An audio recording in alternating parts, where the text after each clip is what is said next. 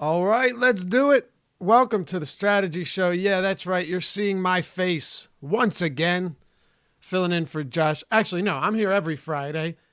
Ben Rasa with me, filling in for Josh Engelman, and we've got a good show for you. It's the NBA Strategy Show, sponsored by Yahoo Daily Fantasy Sports. Happy to have everyone with us. As always, close out the work week strong. Ben, how you doing, brother? All right. Yeah. Happy Friday, everyone. Happy to be filling in for Josh. He's on vacation. Not bad. We've done the show a couple times, Luffy, and it's been like 12, 13 game slates. This is more my speed personally. I like a nice 7 game. You have enough flexibility, but it's not overwhelming. I love it. Like 6 to 8 games Yep. is what I would consider my wheelhouse. Once you get into that, the 10 is fine. Once you get past 10, you're 12, 13 games. It's crazy. It's funny because our shows like always do some of our best numbers when it's the huge slates. Almost surprising to me, the days before and after Thanksgiving where it's 14 games. It's an absurd amount of basketball games. Oh, it's brutal. And I get it. I think those are where shows, because it's so hard to see everything with something like that. But to me, this is a perfect amount. We're coming off, I see Chad mentioning this, and I wanted to bring it up too. Oh, we will. I've never seen scoring like I did last night. It was unreal. Absolutely insane. I didn't set up the screen share, but we will take a quick look at this and just talk it over for a second before we jump into it because the on a 6 game slate, it sometimes doesn't even matter, right? Like I've seen late slates where it's 2 games and the top score is like 370. You know what I mean? You get a game that goes to overtime. There's so many different ways that these games can score an egregious amount of points. But when you look at the scores yesterday, they are unreal. Just absolutely unreal. You were well into the 400s. Yep, that's not some. If you told me that, I would assume we're not talking about DFS NBA. That's golf season right there. That is not scoring that I associate with NBA DFS, and it's crazy. I know I'm of the complete opposite. I prefer a rock fight. You know that about me. I like unders in life. I like low scoring slates. That is not my speed to go that high for sure. Absolutely. Now, we could have pulled the 15 up. I just want to talk about the 50K and one on DraftKings, 20 entry max, $1 entry. Do you know what the top score on this was yesterday? I don't know. 444 and a half. Yeah, I saw people talking about people were almost pushing like 450. That is, I know I've said this already. That's insane. Truly unbelievable. So the lineup from Dude Manpaw was Ricky Rubio. This is unbelievable. Ricky Rubio, 65 and a half. Donovan Mitchell, 62 and a half. Brandon Ingram, 69 and a half. DeAndre Ayton, 59.8. Daniel Tice, 32.5. Kemba Walker, 62.3. Michael Porter Jr., 47. And Mason Plumlee, 44.5.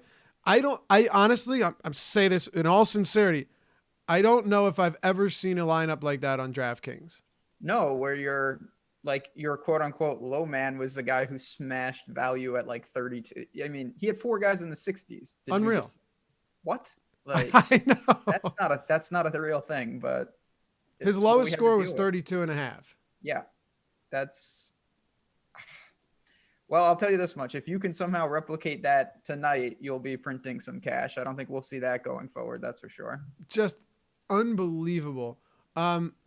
The top score in the $15 was 417.8. Shit, my money's down there. He came in 21st with 405. If you told me that Adam scored 405 yesterday and came in 21st place, I'd have thought you were nuts.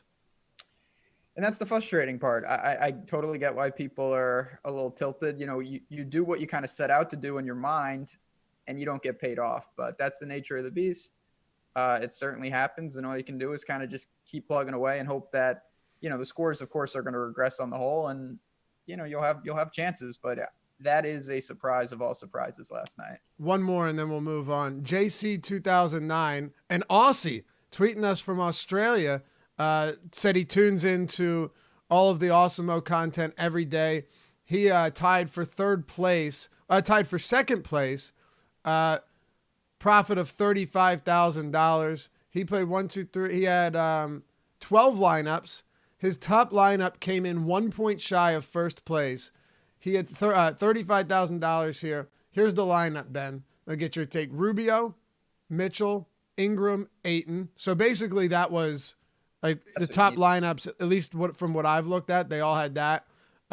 Tice, Kemba, Michael Porter Jr., and Monte Morris. So correct me if I'm wrong. I think the only difference between this lineup and the 444 lineup was Monte Morris and Mason Plumlee. Yeah, I think it was a 2v. I'm thinking about this in my head, but yeah, I think it was a 2v2. Okay, maybe the other guy didn't have Did he not have Kemba? I thought he did. The first guy had Kemba. It's got to be. It's the same lineup other than Monte Morris. Yeah, and that's, it comes with the territory. When you have a core like that, as you mentioned, with Rubio, with Ayton, and those guys, you're going to see massive scores across the industry. But we'll see. I can tell you, looking at this slate with the lack of value, I think we're going to go back to normal immediately. So that is something to look forward to if you don't like seeing north of 400 scores. All right. Well, a lot of people in chat saying, hey, stop crying that you lost yesterday. Others saying, I'm not crying. Others are saying, I'm not crying because I won. And we're saying it's a brand new day. Ben and I both pretty happy that it's a 7-gamer on a Friday. Not because it's less to talk about, but because these slates to both of us are a little bit more fun. So let's do this. Let's have some amnesia here. Let's put it in the rear view and move forward. But before we do, say hi to our sponsor, Yahoo Daily Fantasy Sports. They are sponsor of the NBA Strategy Show and home of the $150,000 NFL baller this weekend. You getting in on that? I may have to. Yeah. So, you could talk about it, but Yahoo's got some things that the other sites don't in terms of competition and other things that are really exciting. Yeah, the competition's not as stiff. If you get in early enough, you'll see some management-free contests where everything paid in by the player gets paid back out. Some no veteran contests if you're a newer player. The $50,000 baller tonight for basketball, $10K to first, $15 to enter. That's a solid one. And the best part is you can get $30 in YSRPs, Yahoo Sports Rewards points, simply by signing up with us at Awesomo.com. We will have one of our phenomenal social media guys drop the chat in the link. Or Ben, if it looks like you're in there as a moderator, you could I didn't drop that in. We did drop the link though. So there you go. Yeah, we can drop the link in there. Here's how you get $30 in YSRPs when you sign up and deposit through us. Very simple. Go to Awesomo.com. You'll see the NBA drop down, click on the articles, and then the NBA building blocks, cash building blocks article. Yesterday's, day before, today's, doesn't matter. They're all free. EMAC does them. Take a read through that and see at the bottom, the Yahoo Daily Fantasy Sports link is right there in green. If you haven't signed up for Yahoo DFS, click this link, it says, and use the promo code Awesemo, AWESEMO, to make yourself eligible for $30 in YSRPs, which are as good as cash to be used on the site to play and win real money. It's Yahoo Daily Fantasy Sports, sponsor of the Strategy Show. $10K to first, man. It's no chump change over there today. I'm going to be getting in some Yahoo action tonight for sure, especially with what I think are some very exploitable salaries. So starting with Toronto, Washington, if we zoom out real quick, I'll ask if you noticed the same thing because I did the Early Bird podcast with Dan Strafford last night. Pricing again, and this has been happening a lot, is so different from DraftKings to FanDuel to Yahoo again today. Oh, I absolutely noticed. And that's something, you're going to be, I don't want to say forced, but when you look at guys, you have to kind of take it through the lens of where you're playing. There's a couple guys on the slate. One of your boys, when we get to Philly, that is just like, okay.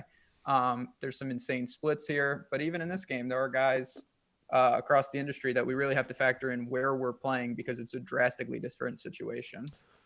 Let's hop into it, man. We've got Toronto and Washington. The Raptors are getting healthy, and Fred VanVleet questionable to play. So that was really, they say last domino to fall, this will be the last domino to stand back upright because everyone else has returned. You have Marc Gasol healthy again. You have Pascal Siakam healthy again. Norman Powell. Everyone's back except for Van Vliet, who may or may not play today. But the Toronto Raptors are still heavy favorites, 10-point favorites at home here in Toronto. 215 total. There's 10-point favorites. Yeah, Toronto Raptors, 230 total. I'm sorry, I had the wrong game. 230 total. No, hold on a second. Yes. Let me make sure. I put them in the spreadsheet wrong. 230. That's right. Okay. Yep. 230 point over under. Raptors 10-point favorites. They right now have the highest implied total on the slate at 120, Ben, but they're starting to get healthy. What are we doing with them against the Wizards? Yeah, as you mentioned, they are getting healthy, almost back to full strength. We'll have to wait on Van Vliet. That is a domino that I do want to see where it falls. But this is a good spot. We know the Wizards are just a bad defensive team. They're a sizable favorite at home. But when I really look at it, it's more, filling out guys, what I'd classify as the mid-range. You look at Norman Powell, you look at OG. I have no problem with guys like that. They're not going to really tilt the scales, in terms of your salary one way or another. But they're going to fill, they're both multi-positional eligible, of course, on DraftKings. And I think they fill out any type of roster. So I'm pretty comfortable with them. I don't see myself really doing much else. Siakam on FanDuel, that is somewhat interesting. His price is pretty appealing, but it's hard not to at least want some exposure to the Raptors given the situation. Yeah, I think so. And Siakam's price on FanDuel is not only appealing, but also he's small forward eligible. Yeah. I think that definitely plays a role. But then once you look at like Tobias Harris and his price point, which is insane. He's also small forward eligible. We're gonna be saying a lot of that today with players where you can't believe how cheap they are on FanDuel. A couple of them on Yahoo too. I would say DraftKings definitely has the sharpest pricing on this slate.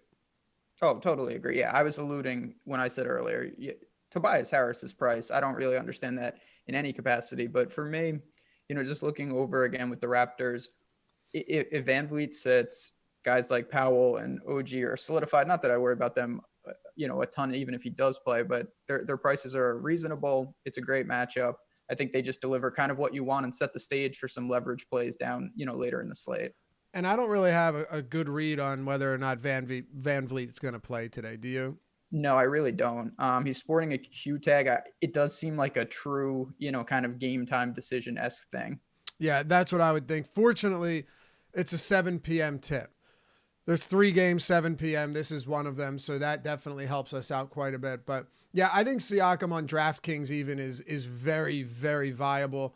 Sub 8K Siakam to me is appealing.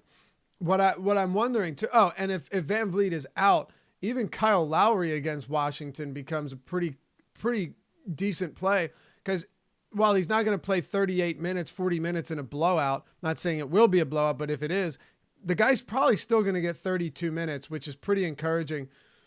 What I want to know is if Van Vliet returns, even if he doesn't, are Ibaka and Marc Gasol going to start alongside each other again? Because they started last game together and played 15 minutes on the court at the same time. So not only does that mean that Marc Gasol definitely gets locked in the 30-plus minutes like he was last time, it also means that Siakam becomes a little bit less appealing if he's starting at the 3 and you have 2 bigs playing at the 4 and 5. For sure. It's interesting because we haven't really seen the Raptors. It feels like at no point they've been fully healthy. Right. And because Lowry was out for a while when everyone else was healthy. Absolutely. So it's a situation where I think we're at somewhat trying to infer the rotations, and I'm not sure they know. I think they are mixing and matching. You just mentioned using the 2 bigs together, and that will hurt certainly in the rebounding department with Siakam. So there's a lot to like here, but there's also, I don't find it as straightforward as you might think with a 10-point favorite at home. No, me neither. But this is one where be sure to tune into the deeper dive and live before lock tonight, because any updates we get on Toronto are going to be big. Not just Van Vliet's injury or status, but also who's going to start. Because if you get a lineup that looks like Lowry, Van Vliet, Siakam, Ibaka, Gasol, that's tough. And I don't know if Nick Nurse liked what he saw from Ibaka when Siakam and Gasol were hurt, and now he wants to keep him in the starting lineup, and the only way to wants to give him more minutes, and the only way to do that is to keep him in the starting lineup. But I would much prefer Siakam at the 4, Ibaka off the bench, and maybe just get backup minutes at both positions. So worth keeping a very close eye on. Toronto has the highest total. There is a lot of appeal here, but there are ways that they would become less of quality plays than they would be if VanVleet is out, and depending on what the starting lineup looks like. Flipping to the other side of this one, Ben, is there anything that you like from Washington, starting with Bradley Beal, who has seen his price plummet on DraftKings to $7,600? I don't know what Scott Brooks, $7,500 on FanDuel, by the way. I don't know what Scott Brooks intends on doing with his minutes right now. So, it's interesting because I don't do a ton of NBA. The last time I did an NBA show, Bradley Beal was like a couple $1,000s more expensive, and he was like 70% owned. Yep. He was also taking like 40 shots a game. So we'll have to see. Clearly, I think his minutes are going to get back to where they were, but he was injured. Now he's had 2 games back, and he's played 27 minutes in both games. It's an interesting potentially buy low spot. It's not a good matchup. We know that. I don't mind rolling the dice, though. He's appealing. FanDuel, again, the price is pretty reasonable. That's almost an understatement. And this is a guy that I do think still carries the upside, even though it's clear you're incurring more risk given the situation. Oh, man. No Beal love? No, of course I have interest in Bradley Beal. It's just like, if you look at players around him, right? And I want to see if we get an ownership update. That would be helpful. Like while I refresh this, no, I don't think we did yet. You have DeRozan at 8,100 on DraftKings. You have Jimmy Butler, who I also think is underpriced at 7,800. He hasn't played great basketball recently, but at the same time, he hasn't been bad. I know the matchup isn't great, and look, we'll get to that game, but Jimmy Butler below 8K, knowing that he's going to get those minutes is also pretty appealing. So I think ownership probably plays a big role here. But anytime I see a $7,600 price point on Bradley Beal, you have to think, hey, if Scott Brooks decides that he wants to give him those minutes again today, Bradley Beal will be the best point per dollar value that we've seen all season. That's what I'm saying. And, of course, there's going to be ownership issues. We have to let that dictate to an extent. Tom just DM me. He said it's running now. It'll be up in a couple minutes. Perfect. Yeah. I mean, it's going to dictate, of course, a lot, even on a 7-game slate. If I can get leverage with Beal, I'm not looking to overhaul, my lineups and go to a guy that I do think has a lot of risk, not just blowout risk, but we've mentioned, the minutes and the production is not where it was. But at the same time, if it was just continuing for where we were, he would be the highest owned guy on the slate at this price. I don't think there's any doubt in anyone's mind about that. So you have to weigh both of those. To me, it's worth a gamble, especially if you're going to, look to a game at 230 total. It's not the worst spot if you think Washington can keep contact, but it's just a tough matchup, of course. It is. The rest of Washington starts to get pretty dicey, I would say. I mean, as of now, there isn't a ton of value. So the question will be, does Isaiah Thomas merit any consideration? Do we turn to God? It's really ugly on this side of the ball. Jordan McRae is $6,000, but the matchup against Toronto isn't exactly friendly now that they're getting healthy. What are you doing outside of Brad Beal?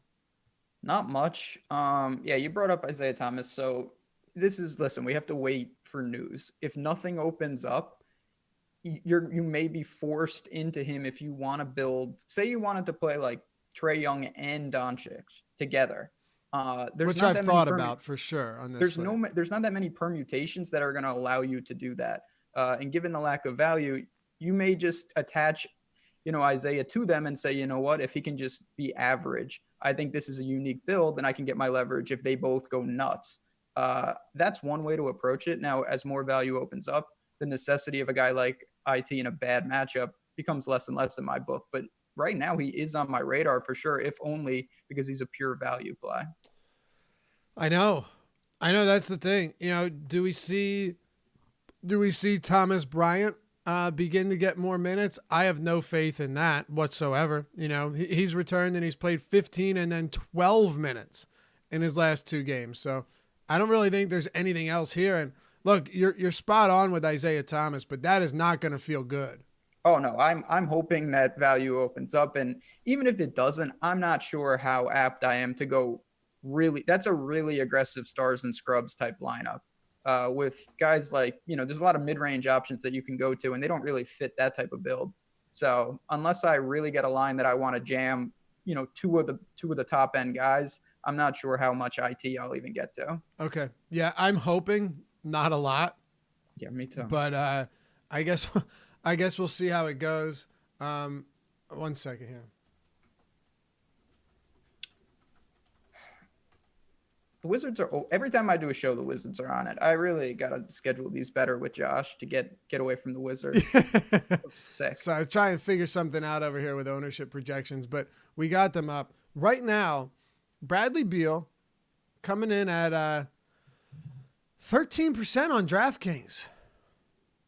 Pretty crazy. Yeah, I mean, that's not going to move the needle one way or another, but I certainly doesn't deter me, that's for sure. No, I mean, I thought he'd be a little bit higher than that, honestly. That's really not that high. No. Butler coming in at 16%. We'll get to him shortly. Let's talk about Indy and Minnesota if there's nothing else you have in this one. No, let's do it. So Pacers 8.5-point favorites, 216.5 total. So Karl Anthony Towns, I really don't know what's going on with him. Ryan Saunders said he was, came down with he had a bug, got an illness, and that's why he was out. But he still hasn't played since. I don't know if he's still fully recovered from that knee injury, which sidelined him for over a month now.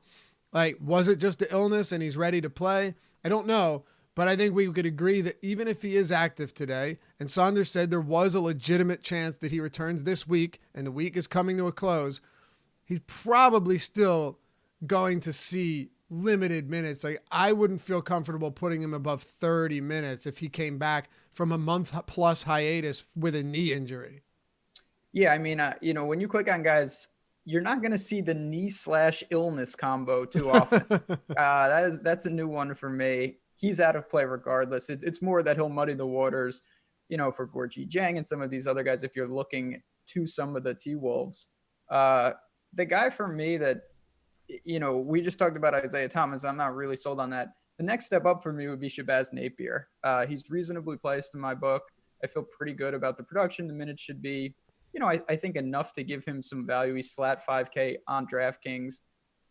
That is someone that I don't mind, using to open up a little salary. It's not a pure punt by any stretch, but he's a mid-range guard that I'm pretty comfortable with on a slate like this. Yeah, and did you mention the Teague trade? I haven't. Yeah, that's another thing. There you go. Take that away.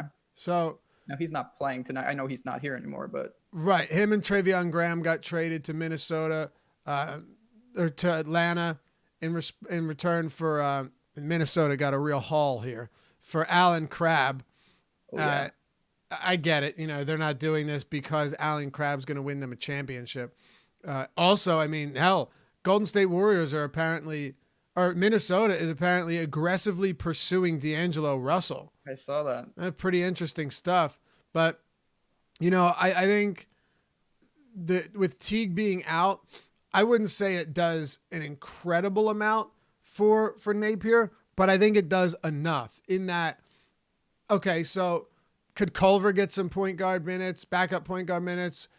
Yeah, there's a few guys that could still come in there and occupy that role for some time. So it's not like Napier comes in and gets 40 minutes, but I don't mind putting Napier around 31 minutes. And if that's the case, it's good enough for me to have a little bit of interest here. The price isn't out of control. Not a top option for me, but there really isn't a ton of value right now.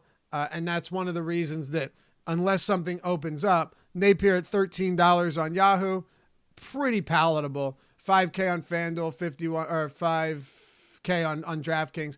I don't have an issue with that.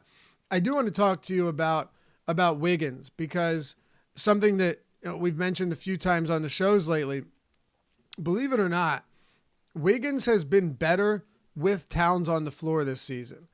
And my guess, and I have a little bit of evidence or statistical evidence to back that up, is because when Towns isn't on the floor, these teams can key in on Wiggins no problem.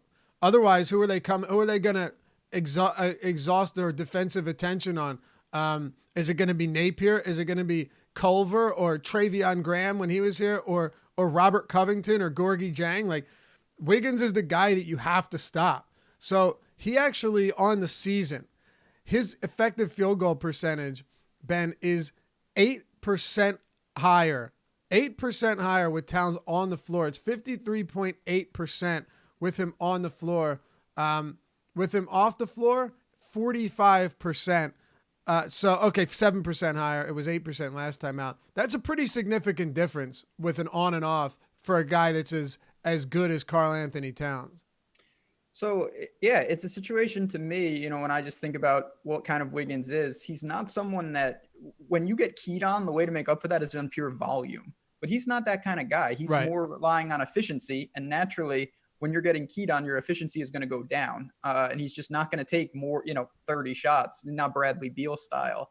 And that can really hurt him. So I do think there's evidence there that he thrives more in that secondary role where he can be efficient on his, it's a decent amount of shots, but it's nothing that's going to break a slate. This is an interesting situation.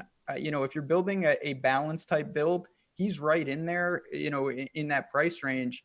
I don't have a strong take for him. He's always somewhat like cash viable in my mind, but I don't think I'm actually going to get there. It's just a little too steep, especially on DraftKings. 6,700. Don't hate it, but don't really like it either. I agree, especially given that, like, if you come up $1,000, you've got around $1,000, you've got a lot of really good shooting guard options on DraftKings. Yeah, you mentioned Butler.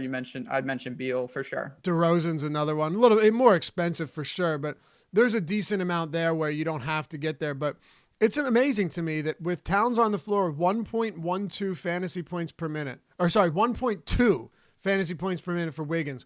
With Towns off the floor this year, 1.01. So significantly worse with Towns off the floor. I don't mind if Towns returns. I would actually like Wiggins a little bit more. Number one, I think the game could stay more competitive.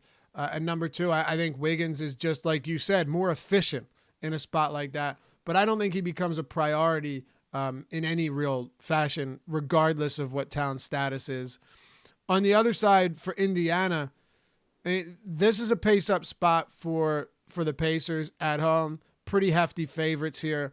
Is anything going to pop out off the page at you, like a Sabonis and by the way, power forward is really deep at the top in the mid-range today, mostly the mid-range.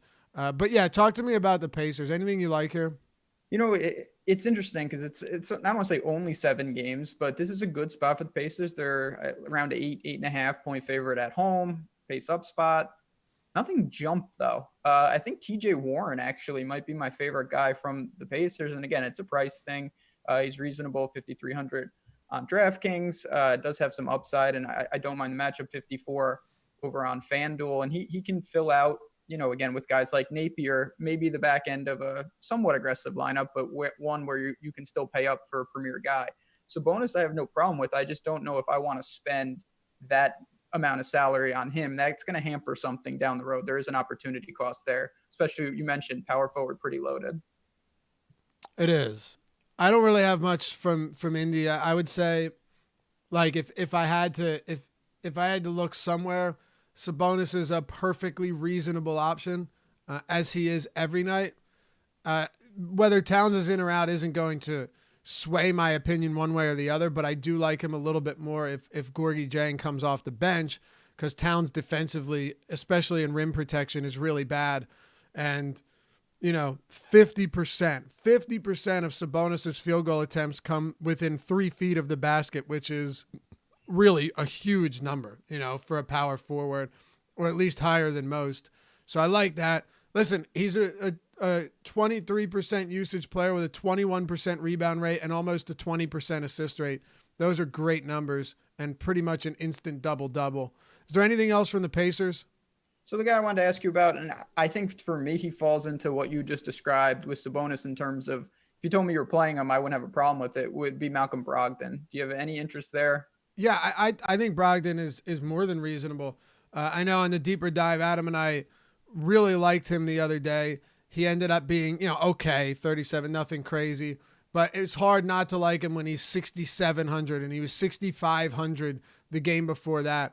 I think 7K is still underpriced for a guy like Brogdon. Not because he's been stellar recently, but because this is still a player who on the season has a 27% usage rate to accompany a 37% assist rate. I think at that price against the Timberwolves, you could do a whole lot worse than Brogdon at that salary. Fair enough. Yeah. Again, it's more if he was my, if I made a lineup and I had that, say 7K left at point guard, I would click him in and I wouldn't think twice. I just don't know if I'm going to click him in and then build around it per se. Yeah, I don't see any way I do that with anyone from the Pacers, really. And, because point guard in the mid-range, guard in the mid-range and power forward in the mid-range are both very deep. And the two best players from a fantasy perspective from the Pacers are Malcolm Brogdon and Domantas Sabonis. So there is that. But yeah, the Timberwolves play at a top 4 pace on the season. At a top 4 pace, they are the smack dab in the middle defensive rating, 15th, 108.7. But clear pace up spot for the Indiana Pacers. They gain 5 possessions per 48 in this spot. They have the 6th slowest pace in the league. So, if you're trying to convince yourself that the Pacers make sense, that would be one reason to do it. And as of now, ownership on Sabonis is actually very high. He's in the top 10 of ownership right now on DraftKings, Ben, and Brogdon is 8th. So both of these guys in the top 10 of our first run of projected ownership. So again, that's if that stands, and we'll see what comes of it when value opens up and whatnot. I feel pretty comfortable, making a stand and hoping they have a middling game. They're not going to, I don't think, crush in the sense of, their floor. It's not a huge range of outcomes. I agree. And with me, there's tournament pivots at both of those price points that, yes, I could embrace the leverage and the variance there and maybe get a leg up on the competition. You know who else is in the top 10? TJ Warren. Surprised me. Markets, if I say him on the show, immediately it reacts. What can I say? That's surprising, though. TJ Warren is someone, he, though, is, to me, a larger range of outcomes. The boom bust, you see it in the game logs, honestly. Big time. All you have to do, when he gets going, he has that, 8-10x upside. And he also has a floor where it's a killer. So that's more my speed. And I think searching for value, I can embrace some of that. Okay. I like it. Yeah. And you've also seen games where it's like 31 minutes or 37 minutes. Yeah. He can push the limits, not just with field goal attempts, with minutes. He has a lot of variance in all aspects of the game. And that's a great thing, especially on a 7-game slate. No, it's a great point. You'll see a game where Warren has 1 rebound and then follow it up with 9. Yeah, he's really all over the map, which for fantasy, from a tournament standpoint, is great. And, he's not overpriced. I mean, $5,300 on Warren to me is more than reasonable. $5,400 on FanDuel. Over on our sponsor, Yahoo, you've got Warren coming in at 22. So he's not egregious anywhere. If he comes in at top 10 ownership, I'll happily get away from TJ Warren. Happily. Oh. And that's, the benefit of, as you just talked about, the downside with him is immense. So if people are amassing ownership there, it's a very potentially lucrative fade. So I get that aspect of it. It's really just about, trying to construct your lineups where he makes sense. And if the ownership holds steady with him, maybe looking to pivot to some safer options. Philly, Chicago, 76 or 7.5 point favorites. Joel Embiid remains sidelined. He's been cleared for non-contact conditioning drills. He'll be reevaluated in another week. This is from yesterday. So we saw how nasty that finger looked. No expectation that he'll be back anytime in the very near future. But they're still 7.5 point favorites. A 214 total in this game. I can't say this one jumps off the page to me. Now, to be clear, as a whole, certain games as a whole are going to be really appealing. This one, I think we can pick and choose some really nice options, but it's not one that I think is great. Now I'll tell you where I'm at, and then I'll turn it over to you. Tobias Harris, as we already teased earlier, $6,700 on FanDuel and small forward is stupid, just stupid. I mean, it's terrible, really, because like if you're not playing Tobias Harris, even in tournaments, it's going to be really hard to get away from Harris, knowing that he's averaging 19 field goal attempts per game since Joel Embiid went out. His usage comes up a ton with Embiid out. And Thibault started last game, which means that instead of playing the 3 with Scott at the 4, Harris is starting at the 4, which means rebounding should come easier as well, playing closer to the basket. I think we just need to start with him and break this down. So, yeah, it's just a misprice on FanDuel. I don't know what to say. The only reason to not play him is you say, I don't want to play a guy that's going to be astronomically owned. Right. I get that logic, but he's clearly, I think, the point per dollar easiest play over there. Looking around, you boys who are just, man, you hold it down at home, but my God, you got to shape up on the road. They are dog shit on the road. Awful. How bad? So this is your account, so we're going to lean on you here. I have some interest in a guy who legitimately needs 5 steals and 5 blocks to get there. Is it that bad to look to Thibault? Okay, so I broke this down with Dan Strafford on the early bird. Jojo Mojo in chat says he's in South Bend, Indiana. Oh, dude, I have bad memory. I got stuck in South Bend, Indiana, coming back from Green Bay in September. You went to the Notre Dame game. I should have, but they were on the road that day, I think. Sad. Yeah, but oh my God. There's not much, at least around the airport. There wasn't much there that I saw. I mean, it's cold there, yeah. Didn't come across Mayor Pete, but you got the ownership on Tobias, and then we'll get into Thibault just because I want to give you his projected ownership on FanDuel right now. Have you looked at it? If not, I want you to take a guess where he's at on FanDuel. I have not. Okay, where do you think his ownership 7-game slate on FanDuel is at 6,700? 55%. Very close. 64. Jeez, that is unbelievable. And it's not even, it's unbelievable, yet I shouldn't even say I'm remotely surprised, because that's what we're going to have to deal with tonight. Oh, yeah, and there's another player in a game that we'll get to later on that is equally egregiously underpriced, and he's at 60%. Now, mind you, all of these ownership projections are very much subject to change. They will change throughout the day, especially if we get news. And I think the biggest one, as I segue into this, smooth as butter, Ben, is Matisse Thybulle, because right now on DraftKings, he's projected for 19% ownership. And that, to me, could come way down, or it could stay up depending on what injuries. There aren't a lot of big pending injuries right now that could shake up the entirety of the slate. You know, everyone for Toronto is already priced accordingly because Van Vliet's been out. The same thing goes for Minnesota with Karl Anthony Towns. He's been out. So if they sit, you're not really gaining much. There's really nobody else that makes a big difference. Jeff Teague is just going to back up Trae Young and play maybe some shooting guard minutes. Yeah. There isn't anything here. So as of now, Thybulle is coming in as one of the better point per dollar value options for me.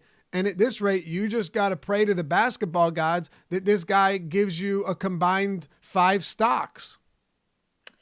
Yeah, that's really what we're going to need. I mean, he needs to make a couple threes. Yes. He needs to make both of the threes that he attempts. Yeah, his 2 field goal attempts, he need to both go in.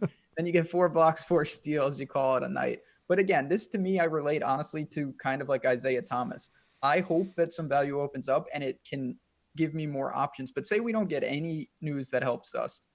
Thybulle is one of the few ways to really pay down to an extent and open up some of that if you want to go aggressive at the top. And it's a guy we know can do some things. It's going to be a little atypical of how he could be effective, but I do find myself interested given what we have to deal with these 7 games. I know. It doesn't feel good, but you really don't have. There's one value play that we'll get to later in this game that on one site, I think I'll have him probably in every lineup. And I don't know, maybe you'll cringe when you hear it. But before we get to him, I want to finish out this Philadelphia team. Harris on DraftKings at 8,300. I think he's fine, but I'm I don't see myself prioritizing Harris on DraftKings at this price, at least not right now. Power forward and small forward, there's just a lot there. Oh, What about you? Yeah, I'm in the same boat. We just talked about Sabonis, and my thoughts are very similar. That if you wanted to play Tobias Harris, I don't think that's going to kill you. I totally get it. But for me, I'm not going to prioritize making sure I get him at a position that I feel very comfortable. I'm just going to rattle off a couple names. I know we'll get to these guys, but you got Aldridge. Gallinari, I actually have some interest in. Yeah. And maybe even Melo to an extent. So there are just options up and down, small forward, power forward that I have exposure to. And you know what we don't hear enough about when it comes to Tobias Harris? This guy he's very point and rebound dependent, like more than most other players, but he's very scoring dependent. You look at his rates on the season, he's got an assist rate of 14%, a rebound rate of 11%, neither of which are all that great, 24% usage rate, and he averages... in the steals and blocks department, he averages 0.6 blocks and 0.8 steals. So really, you can't rely on him for that. So with Joel Embiid off the floor, his rebounding improves to 13%. If he's at the 4, starting at the 4, and Thibault starts at the wing, that makes him a lot more appealing to me than starting at the 3. I'll say that again. His usage comes up to 26%, but you can't rely on Tobias Harris for anything other than points and rebounds. And even rebounding hasn't been his forte. So I think 83 is a bit much. 67 is way too cheap. What about Al Horford, 7,500, Ben Simmons, 9,300? These guys just seem, it's a little rich for my blood, but maybe I'm overlooking something. No, I think they are, a little rich. Simmons to me is interesting only in the fact I feel like most people are either going to go up for one of, Luka or Trae Young, or go more balanced where they don't start with Ben Simmons. And that could create a dead zone. This is a guy we know he can do a lot of different things. That has me interested, but in a vacuum, looking at the slate objectively, he is a little overpriced, and he makes a building very awkward. Really no identity if you start with him in your lineups. So the one thing that would stand out to me that I think could make Simmons a lot more appealing is the fact, now he has to actually take advantage of this, but there should not be any viable rim protection from Chicago getting Lauri Markkanen and Luke Kornet in the front court. Yeah, that is true. They are hurting in the front court, but as you mentioned, that doesn't automatically translate with a guy like Ben Simmons. Nope. It should, but I don't, when we were talking about Wiggins, again, I'm trying to make correlations to different guys on the slate, but Ben Simmons sometimes doesn't take advantage of some of the dominoes that fall his way, and that can make it hard to pay what I think is an overpriced tag. All right. So any interest in Josh Richardson? Not really. Again, listen, it's a fine matchup, but you actually turned me onto this. The Bulls, when I think about them defensively, are a lot worse than they actually are. It's not a bad defensive team when you really look at them. I know. And that's something that, this total isn't screaming, target. Richardson, the price is fair. But to me, someone like Gallinari, who we will get to, I do have ahead of him. Okay, so I mentioned on the other side there was a value play that I'd have a lot of on one site. S&P 1993 says, if you say Luke Kornet, then thanks for the donation. Giovanni Paterno says, why is Kornet being mentioned? I'll tell you why. So, first of all, Daniel Gafford came out last game. Kornet came in and played 35 minutes. If you're, this is 100% serious. If you are going, if Kornet's going to start at center at $10 on Yahoo, minimum salary, and play 30 plus minutes, and you're not playing him, it's flat out stupid.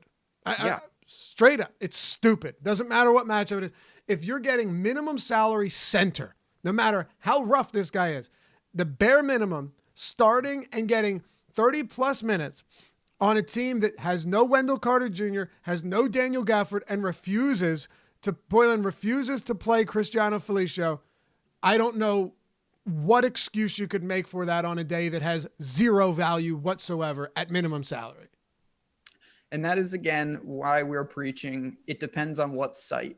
It's a different conversation on a site like DraftKings. But on Yahoo, when he's the flat min, as you just said, to me, this is where trying not to be results oriented is important. If Luke Kornet plays 35 minutes tonight and he completely busts, you should not be frustrated if you played him on Yahoo, in my opinion. That in the long term is going to be a plus EV move, and it's going to be what you want to do, take advantage of those misprices. But I know in the short term, even basketball, it's not as high variance as something like golf or some of these crazy sports. Things happen, but I'm with you. When you have minutes like that in a front court that's decimated for the min, again, this is not $4,900 on DraftKings. This is $10 on Yahoo. I mean, it's a kind of a plug and play in some regard. It is, because at the center position, you could be terrible and still fall into some rebounds and putbacks. You know what I mean?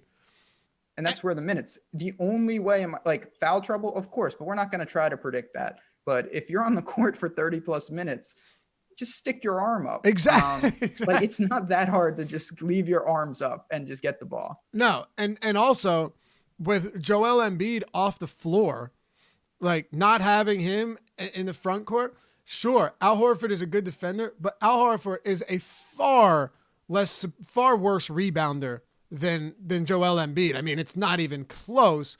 The rebounding against them is not going to be easy, but it's certainly not going to be as difficult with Horford at center. But look, Ben, it all comes down to this: starting at center, which is the best.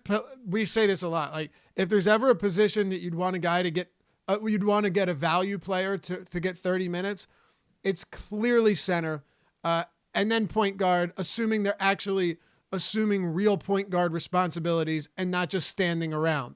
But at center, it is the easiest place to rack up useless counting stats. Oh, it's super. Again, just stick your arms up. That's the theme of the show. Just stand there, be on the court. You're tall. You can just grab the ball. And when we're talking about that type of price, it doesn't take much. I mean, legitimately a couple putbacks and it's like, all right, he didn't kill us. And then he has about 34 minutes to do whatever he wants. I do want to ask you though, do you have any interest on him on outside of Yahoo where he is priced more appropriately? I was literally going to ask you the same exact thing. Okay, so let's do it like this. Let's assume he starts. Maybe he doesn't. Maybe Markkanen starts at the 5 and Thad starts at the 4. By the way, if that's the case, I'd still have interest in Kornet on Yahoo. $10. You know, they don't have anyone. He's going to get good minutes regardless. On DraftKings, if he starts, and I'm projecting him for, say, 32 minutes, $4,200 on FanDuel, yes. DraftKings, that's getting a little bit tough for sure. But I keep coming back to this one thing. What other value do we have right now that stands out? Yeah, it's minimal. He's a little rich in my regard. You know, I don't think I could do. Yeah, DraftKings is tough. Yeah, that's what I'm saying. I mean, of course, it's completely different positions, but we're talking about Shabazz Napier is $100 more. TJ Warren is right there.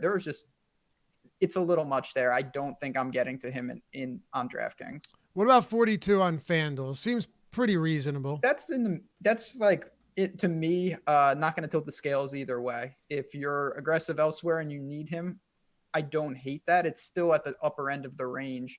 It's not Yahoo, of course, but that's more reasonable. 49 on DraftKings, though, not going to get there. I looked at that. Young, probably not going to get there per se. I don't really have much to say on Chicago, honestly. Let me tell you this, though. Coming into this season, Luke Kornet was averaging 0.94 DraftKings points per minute for his career. Let that soak in. For his career, 0.9 DraftKings points per minute. Okay? You don't have a monster sample. I think he's played 88 games. 0.9 fantasy points per minute for his career at minimum salary, even 4,200.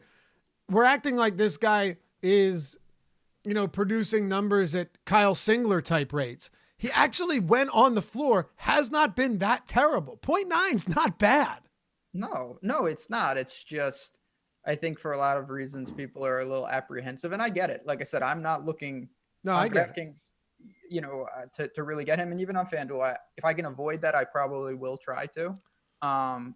But you're right. I think that the numbers should give us some interest to know that if we are in a jam and we do try to punt with him, there's a very reasonable chance, although he isn't making our teams, that he's not breaking them either. And he just returns a normal game at what is really good minutes for the center.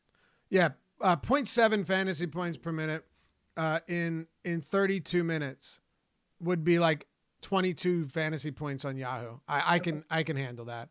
Yeah. Anything else for Chicago you like?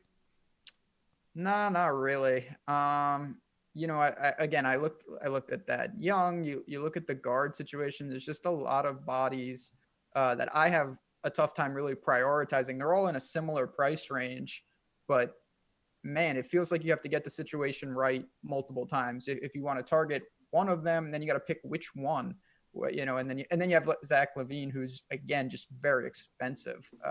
Tough ask for me to go up and get him. Agreed. I don't see myself getting to a ton of anyone from Chicago. I think a lot of it again would be site specific for sure. But LaVine at that price is a little bit tougher. 39 on Yahoo is not crazy.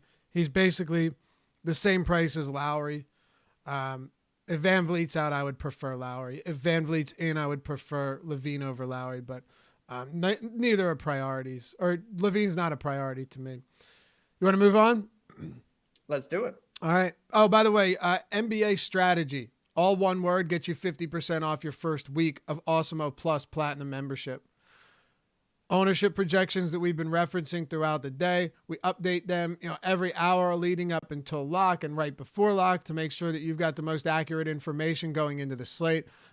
Player projections, top stack tool, awesome boomer bust tool that's new this year. All of these tools developed and used by Awesomo himself, #1 ranked DFS player in the world. All of our premium articles that these guys spend so much time writing, sports betting content, all college sports, Ben handles, basically heads up all of those departments, and just so much more. The lineup builder for anyone that's single or 3-max entering. And you've also got Fantasy Cruncher. It's an add-on, but for anyone that's playing multiple lineups each night, it is a must. So if you go to awesomo.com/join at checkout, use the sign-up code NBA Strategy, all one word, gets you 50% off your first week. It makes it a lot easier. You test it out, see if you like it. I think you will, and you'll want to hang around. But this way, you don't feel like you're taking a big risk and jumping in head first. Dip your feet in. Use NBA Strategy when you check out. Get 50% off your first week. And be sure to stop into our NBA or our premium Slack chat. Say what's up. We've got a good community talking DFS all day long. Okay. OKC, Miami. There are 4 to go, Ben. The Miami Heat 1-point dogs, 215.5 total. Kind of a game that, because certain guys are underpriced, is appealing to me, but really the only reason I like parts of this game is because guys like Gallo and, say, Jimmy Butler are pretty reasonably priced. It's certainly not the matchup that I feel good about. Oh, no, to me, this may be the Portland game, but if I could watch one game tonight, I think it would be this one. I'm probably going to bet this game. I like the Thunder quite a bit here at home. Heat, unbelievable. Not that we need to talk about this, but the Heat at home this year have just been 18-1, but struggled on the road. So we'll see what they can do down in Oklahoma City tonight. But you just mentioned it. Jimmy Butler, very reasonably priced. Danilo, to me, is undervalued, and he's going to be a staple of my lineups on DraftKings and maybe across the board. The volume is there. The minutes are secure. What can I say? Again, not an ideal matchup, but nothing that's going to deter me when we really don't have as many options on a 7-game slate. So those are really where I'm looking. Other than that, though, I want to get your thoughts specifically in the backcourt. You talk about Shai Gilgeous-Alexander and things like that, but Jimmy Butler and Gallinari certainly at the top of my list. Well, first you mentioned that you like the Thunder. Tell us why you like the Thunder here, -1. Well, again, part of it is just the splits. I don't really like to read into that stuff as much, but I've been impressed with Oklahoma City. Good at home, well-balanced team. Like I said, someone like Shai Gilgeous-Alexander has just been absolutely fantastic. And really just a well-rounded squad. I certainly, coming into the year, thought that this is a potential basement in the West. I did not think that they could maintain. I didn't think CP3 would even play a game for them. So been wrong on multiple fronts, but seeing the way they're playing, again, someone like Gallinari, I do think they take care of the Heat, who have been very impressive in their own right in the East. Z Rich says, dumb, and I agree with you. Dumb question, but what are these stocks everyone is mentioning lately? Steals plus blocks, Z Rich. It's a much easier way for us to, because in DFS, it doesn't matter if it's a steal or a block. It's the same thing to us. So they're both worth the same amount of points. Combine them, makes it a little bit easier. Stocks, steals, and blocks. Gallo is priced. I think that is solid. His range, you talk about range of outcomes. He has a pretty narrow range of outcomes, but he also has provided a pretty solid floor as well. So that's the trade-off. And I preach this across, I do a lot of different sports. And I preach that. Of course, when you're talking about tournaments, you're going to need a guy to really break his projection, to really have a big range of outcomes. But you don't want all 8 guys to be that mindset. You don't want 8 TJ Warrens, just like you don't want 8 Gallinaris, in my opinion. You need a mix and match. So where you're taking some shots, having a guy like Gallinari, who I feel pretty confident is a very stable option, can really make the difference. And there's nothing worse than getting a really aggressive play right, only to have 3 more of them bust and you don't even get paid off. So it's about balancing those lineups, and Gallinari can really help do that. Yeah, it's a great point. So what was the question you asked me? Was it about Jimmy on the other side? So I know you like Jimmy Butler. I was actually asking on OKC, do you think that Shai Gilgeous-Alexander can keep this going? I mean, he's just been absolutely fantastic. Yeah, it's been absurd. It's really tough to say. When you look at this game against Minnesota, he had 20 points, 20 rebounds, and 10 assists. Basically, every potential assist that he had was converted into points. So I don't literally. Actually, NBA.com, the stats had 8 potential assists and 10 real assists. So that's efficiency that you really can't replicate. Yeah, explain that one to me.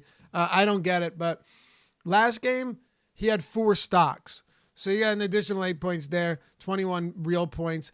Look, he's been fantastic. He's playing a ton of minutes. I guess the question is, would you rather have SGA? Would you rather have DeRozan? Would you rather have Butler? Would you rather have Beal? So I don't have an issue with Gilgeous-Alexander, but right now he's not a priority to me. You're right. Miami is not the same team on the road as they are at home, but they're still a solid enough defensive team. And one of the things here to me is if you look at pace of play and you pull it over the past, let's say 45 days, let's go back to the start of December and see what we get here. So if you go back to the start of December, you've got the Miami Heat playing at the 3rd slowest pace and the Thunder playing at the 6th slowest pace in the league. Now, Miami's defense has actually been less appealing lately, bottom 8. OKC is 9th best, but this is a slow game. Definitely going to be a slow-paced game, and I think SGA is fine. He's just not a priority to me. I hate to toe the line like that, but I do think the price is reasonable. If I had to take a stance, I'd say no for me on SGA. On the other side, though, Butler's interesting. If Butler was 8,500 here, I'd have, I think, zero interest, Ben. That's kind of where I feel right now. He is going to get, I think this game stays close. I'd be shocked if it didn't. So 36 minutes probably from Jimmy Butler here is wildly appealing at this price point. He's come back down to earth a little bit, but he's still been pretty consistent. I just think, sub 8K Jimmy Butler makes all the sense in the world here, even in a tough matchup in a slower paced game. Yeah, again, this isn't a matchup that screams target guys. And that is why I know Chad and everyone, you'd love for us to have a hot take on every guy, but that's just irresponsible. Sometimes you are lukewarm or kind of have no real feel. And that is just to echo your Shai Gilgeous-Alexander points. That's how I feel. Jimmy Butler, I think he's going to be locked into heavy minutes tonight, no doubt about it. And he is another guy, kind of like an upgrade in terms of with Gallinari. I feel the same way about him. I don't see him killing your lineups. I don't know how often he is the highest scoring guy on this slate and has an outlier performance, but I do think in a very competitive game, he'll be effective. So when I build balanced, you have the ability, and we'll get to him, of course, but if you don't take Luka, you can load up on a lot of Jimmy Butler-esque salary guys and feel pretty good about a lineup. It's just not going to have an alpha leading the charge. Right. I'm with you. Yeah, and look, if we have a hot take on every player, it's wildly irresponsible, like you're saying. That's right. It doesn't believe me, I'm all about just lava Houston Texans money line outright. You know how I roll, but you don't want to do that with every player. It's just not going to be effective. Dude, how good did that look in the first quarter? I'm telling May, hey, sweetheart, go buy some jewelry. We got this covered. She gets back, and I'm halftime, and times are tough. I'm selling off possessions like it's left and right over here. Not a good situation. Unreal. Yeah, you're recording this show from your iPhone. Got rid of the Mac. Honestly, though, dude, when they were up 24, I didn't feel good at all. Like, yeah, it was. I felt a lot better than them being down 24, but I was still like, this doesn't feel right. Okay, I didn't feel good, but I was holding sizable, not just money line tickets. I was holding plus 10 tickets. I felt pretty good when you're up 34-0. Oh, dude, absolutely. I had them plus 4.5 in the first half, right? And I'm like, all right, money, easy. Yeah. Like, even if they lose this game, there's certainly no way that they can not cover 4.5. They end up losing the first half by 4 points. So I won that, but that's insane. It was like, what, a 28-point swing, 28 unanswered. Yes, all in the second quarter, which, again, none of this matters to what we're talking about, but it just shows hot takes can get out of control. And, unbelievable. Again, we talked about scoring 450 in NBA DFS. You're never going to see that again. I don't remember too many games where you're down 24 points in the first quarter and you're winning at halftime. Yep, I know. And then there's all the people that come out of the woodwork afterwards with, like, oh, that aged well. The people that don't have any takes, don't take any stands before the game, but then after the game, they pounce all over people on Twitter. I got to say, people rail on Derek Carty all the time, right? Because he's got some wild takes. At least he throws his takes out there, knowing that you're going to get the abuse back from people that didn't have a word to say before the game actually started. I can respect that. Yeah, I mean, it's real easy to say now, like, oh, Lamar, amateur hour. I knew he'd go down in the playoffs. Like, these are the same people who are like, you're not playing Lamar every week. What are you, a moron? It's easy. You're going to get some wrong. You're going to get some right. But especially even with NBA, like you gotta make a stand here and there. What good is it just if you're in line with everybody else? The rake is going to get you, and you're really not going to do much. If anything, you're just going to slowly lose. Yep. I'd rather someone take have a bad take and a big stand beforehand than someone come out with the I told you so's afterwards when they were mum through 3 hours of football. You know what I mean?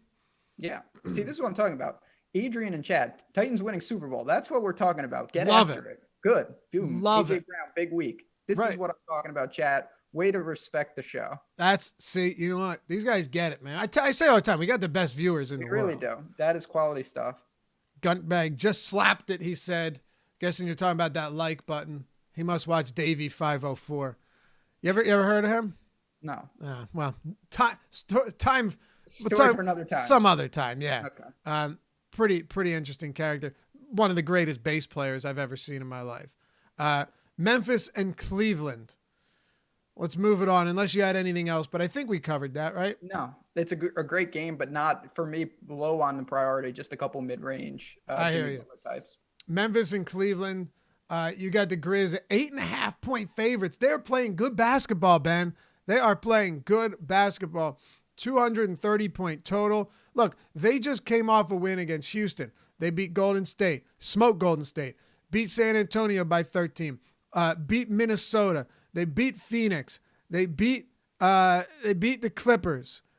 1, 2, 3, 4, 5. Are they really on a 6-game winning streak? I think they are. So it's pretty remarkable. Ja Morant has looked very good. And the big thing with him, we'll start here, is his shot volume has been kind of all over the place, a little bit erratic. but how about the minutes? For a guy that's averaging less than 30 minutes per game on the year, just played 37 in regulation, 30 against Golden State in a blowout, 34 against San Antonio. It looks like we're finally starting to see those minutes trend upwards. We really are. And yeah, I mean, don't look now. Memphis Grizzlies 8th in the West right now. If the playoffs started. Crazy. Now, I don't know if that will hold. We'll see what the Blazers and the Spurs have to say about that, but they are playing fantastic. I don't think it's a coincidence that we're seeing Ja Morant take that next step. We knew the talent was there. The minutes are now there. He's playing out of his mind. I will say that. The price has come up as it should have, and part of his appeal has been mitigated by an expensive tag. But this is a great spot. Cleveland, we know, just an incredibly bad defense, pretty much as bad as it gets. At home, massive total. So I don't mind spending up for Ja Morant. Then you have several other guys. Really Memphis, you can make a case for a bunch.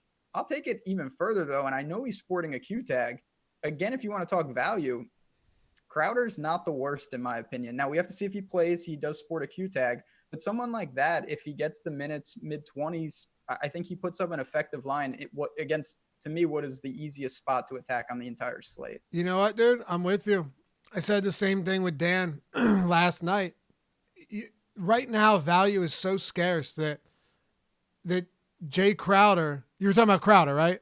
Absolutely. Yep. Yeah. So I was trying to follow our chat at the same time. Jay Crowder at this price really does make sense. And, again, you'll get people say, oh, like you're just donating if you play Crowder. Well, you have to, if you're taking everything out of context, then it doesn't make any sense. Like, who else do you really love here? Do you really want to load up on DeAndre Hunter and consider him a much better player than Jay Crowder? On the season, Jay Crowder's averaging 0.86 fantasy points per minute. If he comes in and plays 30 minutes or more in this game, hard to say if he will. I really don't know. Maybe he plays a lot less. But if he comes in and plays around 30 minutes and is healthy, you have to assume that he could be one of the best value plays on a slate that doesn't have much value at all. Again, and yes, I want to be clear.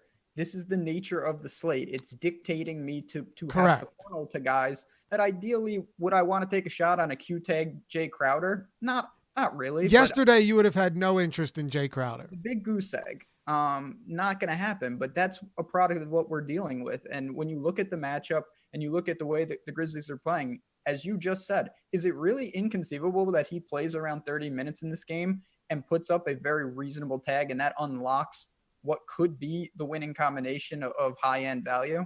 It's not. My only concern here is, and he got injured in the third quarter of that game against the Warriors. My only concern here is, should we be worried about his minutes? That's my only issue. Like, he's played 31, 25, 31, and then 23 against San Antonio and 20 against Golden State. I don't know if this, and then he didn't play last game against Cleveland, against the Rockets. Like, should we be concerned about that? Is my only issue. I think the answer is yes. You should be concerned. Yeah. And if it wasn't, I think he would be honestly maybe my favorite value on the entire slate if he was playing consistently 30 minutes at this price. He's not, and that's a risk we have to kind of see if we're willing to take. With the lack of value, I am willing to take that risk on some of my teams tonight and hope that we see him slide right back in and be just as effective. Right. And because of that concern, to mitigate it, I'm putting him at 28 minutes. I'm not giving him 30. I don't think I can do that right now. And he can still, it's not to say if he plays 27, 28 minutes, you're dead by any stretch. Yeah. Oh, and by the way, look, this is against Cleveland in a game that has the highest total on the slate. Correct. Tied for the highest total at 230 points. So, and Memphis, by the way, 119.3 implied total. That's the highest behind only the Raptors. Very enticing. Just game overall. The big thing is, like, what are we willing to pay for?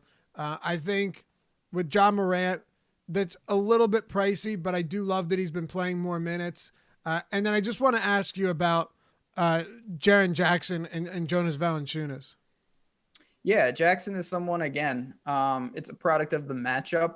I don't mind looking to him if you want to. I just saw chat mention this. You can load up on the Grizz if you want to pair him up with Ja, get something going there. He can add in the peripherals very nicely, has some upside, but at the same time, there's a lot of opportunity cost, as we've mentioned throughout the slate, particularly in the front court. So I have no problem with him. I'm not really on, Valanciunas a ton. Just a little too pricey for me. I get the matchup across the board is great for the Grizzlies, but I didn't find myself really falling into him much. Okay. Do you like him, just real quick? There is a lot. If you're talking about like MPE sites like DraftKings, there's a lot of really good mid-range centers. So that kind of takes some shine off for me. If Joe Val plays 30 minutes here, like I feel you could probably get a monster game from him. And he is still one of the better per minute players in the league at his position. He's averaging 1.32 DraftKings points per minute this season. That's really good. For me, Joe Val is strictly a tournament option that I think I could get a little bit of and still have a lot more of than the field, right? I mean, but he's come. Maybe no, I'm wrong. Wow, 14% right now on DraftKings. And honestly, I don't have the ownership in front of me. I'm not stunned by that just because of the matchup. I think that's going to artificially inflate all of these guys, and that takes the shine away from what I think would be a fantastic play if he was certainly, in the depths. I was a little surprised by that, as you can hear in the tone of my voice. I thought he'd be less on. That can change, but right now, yeah, it's Joe Val at 6,900. People are on him, so there you have it. Ownership projections again at Awesomo.com. We do have some free content today as well. If you wanted to head over there and you and you don't have a premium sub and you want to see some of our free content, well, actually premium content for free, we rotate this throughout the day to give you an idea. The strategy syllabus is free today. The NFL premium stack tool, that's a great one. Check that out. For football, it's the best for baseball when it rolls around. It's really become like my most valuable tool outside of ownership for baseball. So we'll see that we get to that in a few months down the road. And the NHL lineup builder, that'll be updated around 3 p.m. So all of that's free on the site at Awesomo.com. Cleveland, let's start with the front court, because I think on DraftKings, this is one spot where pricing is a little strange. Kevin Love is 7,200. He's been playing monster minutes lately. He's averaging 35, 36 minutes over his last 4 games, which is wild for a guy that on the season was averaging less than 30 for the first month and a half, first 2 months. And then Tristan Thompson is 6,500. Again, they're pretty big dogs, but this game has a monster total against the Memphis team that plays at a top 5 pace on the season, third fastest pace over the last 45 days, with a defense that ranks 20th in the league. So what are you doing here? Yeah, there is some stuff to like on Cleveland. Kevin Love's price did stand out a bit. You mentioned the minutes have really come up, and if he's going to be playing that, I'll probably continue to buy in spots, pace up. If they can hang into this game, you have to feel that he's certainly live for double-double and to really contribute, taking a bunch of threes as well. So I like that. Don't have as much interest in Tristan Thompson. And I know you said front court, but I'll throw out Darius Garland. I know he's obviously a point guard, but he's talking about monster minutes. He's consistently getting a ton. Price is reasonable. I think he's pretty cash viable, to be honest. I think he returns very solid value against Ja and this Memphis team. Okay. Yeah, I'm with you. Kevin Love is just one of a lot of good power forwards. We still haven't gotten to some of them, but I think 7,200 is perfectly fine on Love.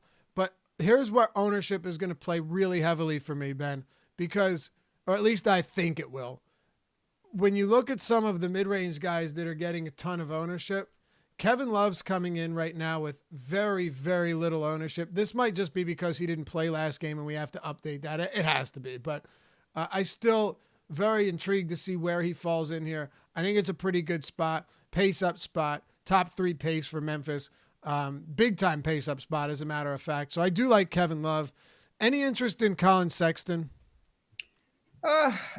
He's just He's a little more expensive than I would like. Been shooting pretty well. Again, minutes are stable, just as Garland's are. To me, it's a very similar spot. I just kind of prefer that discount a little to Garland himself. So I get what you're trying to do there. And this is going to be a very popular game. I think people are going to target both sides of it, given the environment. For me, Garland ahead of Sexton. Okay. Yeah, I'm good on Sexton. I'd rather just play, like you said, I don't like either of those guys that much, but I'll take a cheaper Garland, given that they basically seem to have the same range of outcomes and are playing the same minute. Yeah. Yep. I'm with you. Let's talk about Atlanta and San Antonio. This game pricing is just stupid. Okay. Now, just to give you an idea, DeRozan is 8,100 on DraftKings, which I think is a fair price. And he's still getting top 5 ownership. Aldridge is 7,100 on DraftKings. Right now, he is projecting for more ownership than any player on this slate. On FanDuel, Aldridge, 60% right now. 60%, second to Tobias Harris. DeMar DeRozan at 81, also way up there.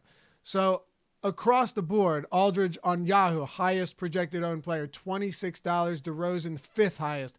Take that from all sites. Against Atlanta, a team that since the start of December is second in pace. Defensively, they're like 19th, 17th, so they've been okay. But nevertheless, like this is just a spot where DeRozan and Aldridge are going to be chalk of all chalk across the entire industry today, Ben. No doubt. And yes, it's going to peak on like Aldridge on FanDuel is I don't know. That's just crazy. So as you mentioned, he's going to be in rarefied Tobias Harris situation, but across all sites, these guys are going to be very popular and for good reason.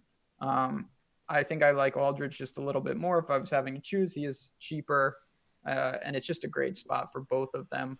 Other than that, another guy that I mention, I feel like every time I'm on a show, Dejounte Murray, who I can never seem to get right.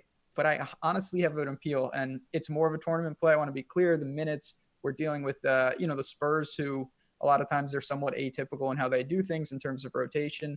I do think, though, in the right game flow, if he gets a hot hand, he can push for upper 20s in minutes and be very effective against the Hawks here. Okay, I think so too. I also want to point out something that I find more than noteworthy. Aldridge has struggled big time lately. But the minutes are still there. And here's the matchups that he's had recently. Miami, Toronto, Memphis, Boston, Milwaukee, OKC. If you look at efficiency allowed to opposing centers, Toronto is allowing the lowest. Boston is allowing the 4th lowest. Miami, 5th lowest. Milwaukee, 7th lowest. He played them twice. OKC, 10th lowest. So outside of those matchups, only Memphis has allowed an above average efficiency to opposing centers this season. That is an absolute treacherous stretch of games if you're a center. So as long as Aldridge comes in and gets the same minutes today, I think you get a monster bounce back. But hey, so does the field. That's pretty much where we're at. And just to add to that, I mean, it's a small thing, but 5 of the last 6 on the road for the Spurs. They've been playing a lot of games away from home. They are now back at home, much better there. And it's just a bounce back spot for the team and Aldridge in particular. So the field is going to be there, but so will I. Absolutely. Also, the Hawks allowing the third most points per possession and 4th most points in post-ups this season. Aldridge always is top 3 in basketball and post-up possessions. So I like that as well. Just a really good spot. And look, DeRozan is phenomenal too. Do you have any interest in Rudy Gay? No, not really. And I think that honestly, what happened to me was when I looked there, if I get into that spot, I'm going to roll the dice with Jay Crowder pending that he's good to go. They're very similar price points. So I did have an option there, and I don't know how often I'll be tasked with really needing to go there. Thibault is another guy in terms of options in the cheap small forward-esque range that I look to. So Rudy Gay to me gets bounced out a little bit just on that merit alone, even though it is a good matchup, of course. Ben, are you watching any of this UFC 246? So I'm not a big UFC guy. I do bet it occasionally, even though I don't know what I'm doing. This is McGregor's fighting, right? The cowboy guy? Yeah, McGregor and the Cowboy. Yeah. Because we're giving away, well, pretty much giving away Awesomo Plus weekly MMA pass for $1. Okay. Just Well, use the promo code UFC246. Pretty solid, right? I mean, you get the Awesomo's fighter projections, ownership projections. What more could you ask for $1, valid through January 18th? Yeah, we just did that with golf. We had a ton of people sign up, and we really do appreciate it. And a lot of those people have stuck around For sure. because you get in, you check it out, and hopefully it's for you. I'll be looking at those projections, though, if I do decide to gamble on the old UFC. Yeah, and for me, it will be gambling because I don't know anything about it. It's really just going to be me following the projections and ownership because I have no idea. That stuff. I haven't followed since Anderson Silva was in his prime. I thought he was still around. So I don't maybe, know. but maybe he's definitely not in his prime though. How about Atlanta? Trae Young, John Collins, Kevin Huerter coming off a career performance, playing huge minutes here. What are we doing with these guys? I'll throw DeAndre Hunter into the mix too, because with value being so scarce right now, I'm assuming even Hunter, right now, getting ownership. What are we doing with the Hawks? Well, the big question, of course, we're going to get to Luka in the last game. Trae Young, do you want to pay up for him? I think for me, it's pretty clear that Luka is the guy that I want to pay up for. I have no problem with Trae Young. He's very explosive. I think we all know this. I don't need to spend a ton of time on him, but he is firmly behind what I think is the easiest play on the board. Other than that, I think the guy for me would be in the mid-range with Huerter. It's a product that his minutes, you mentioned this with TJ Warren, I think are all over the map. I think there are situations where he could get in north of 35 minutes here. And if that's the case, I will roll the dice on a guy that can be very explosive. Yeah, for me, it's all price point. Yeah. I'll say this, Huerter, the one game he fouled out in 26 minutes. I think the Brooklyn game was a monster blowout, but I'm projecting him, I'm giving him 35 minutes here. I think it's reasonable. 6,700 on DraftKings is too steep for me, but he's $5,500 on FanDuel, Kevin Huerter. That is, in my opinion, way too cheap on a guy that's going to get big minutes almost certainly. 13% projected ownership is not that high right now for Huerter because you've got guys like Richardson that are getting more ownership, a ton more ownership than him. I'll take half-owned Kevin Huerter over 30% Richardson in tournaments just because the ownership disparity is huge there. Something to think about. Finish it off with John Collins for me. Alex Len is out again.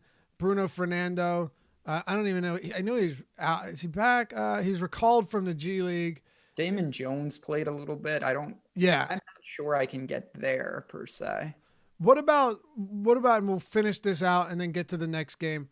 John Collins, I would once again expect to play pretty heavy minutes at the center position, which, as we say, closer to the basket, playing at the 5, always more appealing.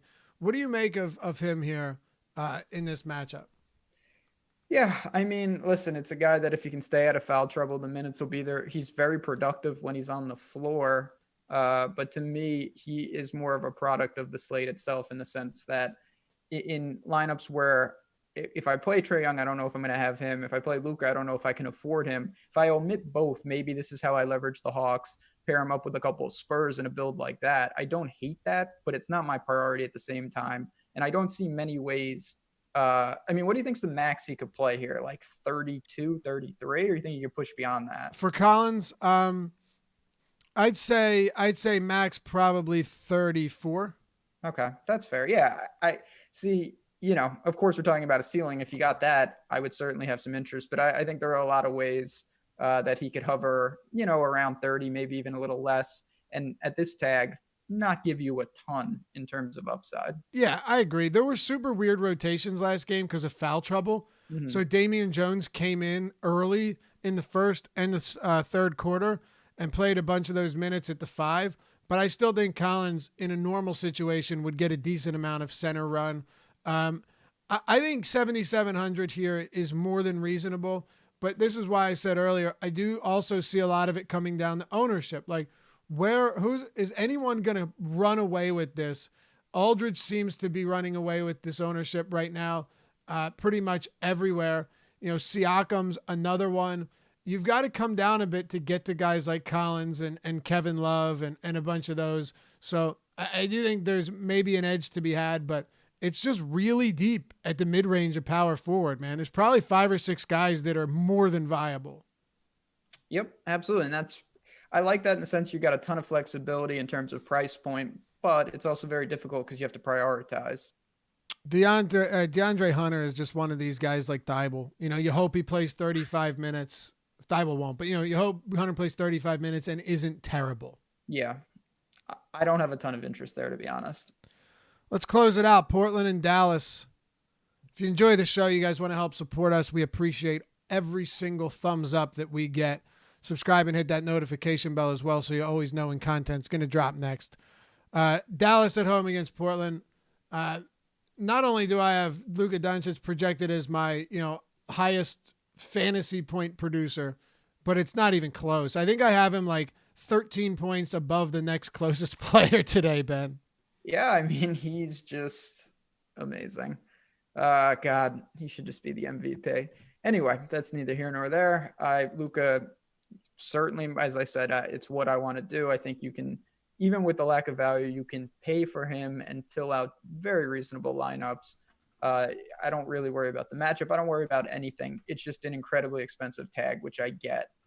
It's 7 games, so raw points it's not like a 2-game slate where multipliers aren't as important, but there's still a lot of ways where Luka, if value opens up, can just be the staple at the top and pay you off.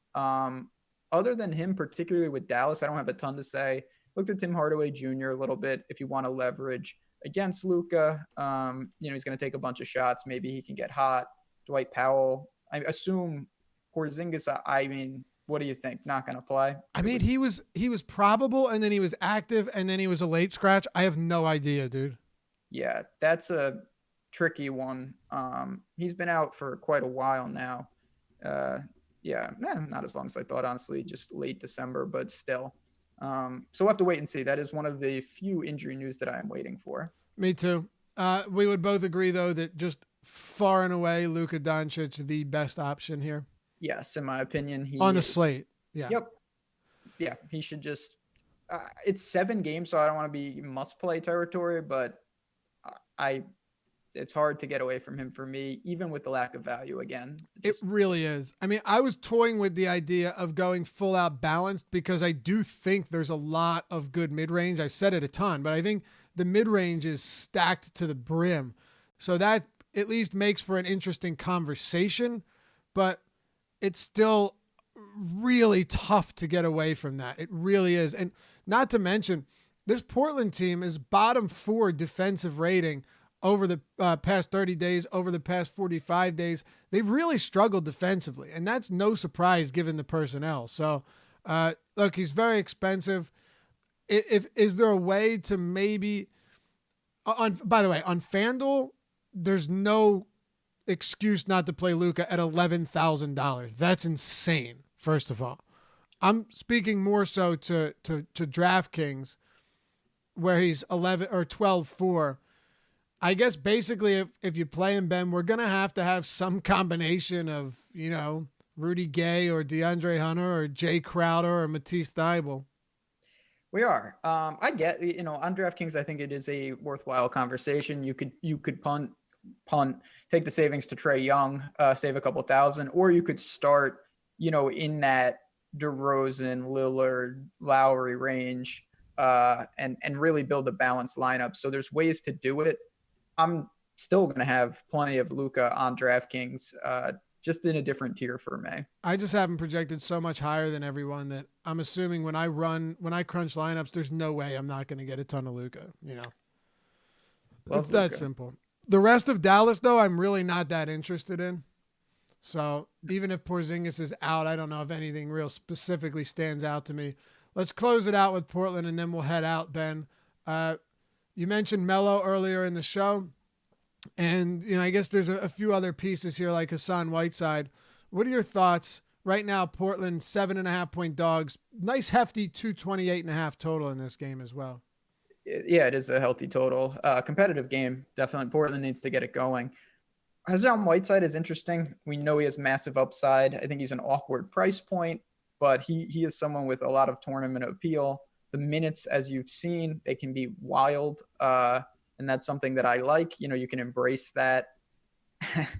Kent Bazemore, maybe, another guy to add to the list of potential, Crowder Hunter-esque pay down spots. He took 13 shots against Houston, awful clip, but I liked everything else he did. We know he can contribute with the peripherals, and the price is appealing. So if you're looking for a cheapie on Portland, maybe him, and then Melo, that I don't mind as well. Yeah, for me, I think Melo is perfectly fine. I really don't love anybody else. I guess McCollum is okay, but there's just so much depth at point guard and shooting guard that I don't see myself getting there.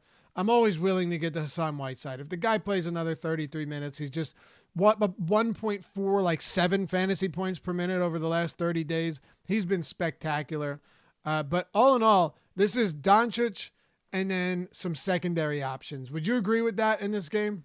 Yeah. I mean, listen, when you're talking about guys like Lillard, McCollum, you can always they're fantastic players just in general. But when I look at this slate, outside of, if you're MMEing, I don't see how you have them far and away of value or head and shoulders above the 3 or 4 other guys that fit the same criteria. Yep. I hear you. You got anything else before we get out of here, Ben? No, I'll just say, as always, I really appreciate everyone letting me fill in. I hope you guys enjoyed it. Go get some food, rest up, and then in an hour, I will be back in business breaking down the NFL games from a betting perspective at noon Eastern. Beautiful. So hope everyone stops on by. Me and Jordan Frank talking NFL playoffs. Yeah, definitely check that out. Come back at noon. Enjoy the rest of the day. Weekend's rapidly approaching. Deeper dive tonight, live before lock. We'll take you into this 7-game slate. Thanks for hanging out with us as always. Good luck today. We'll catch you back here next time on the NBA Strategy Show presented by Yahoo Daily Fantasy Sports.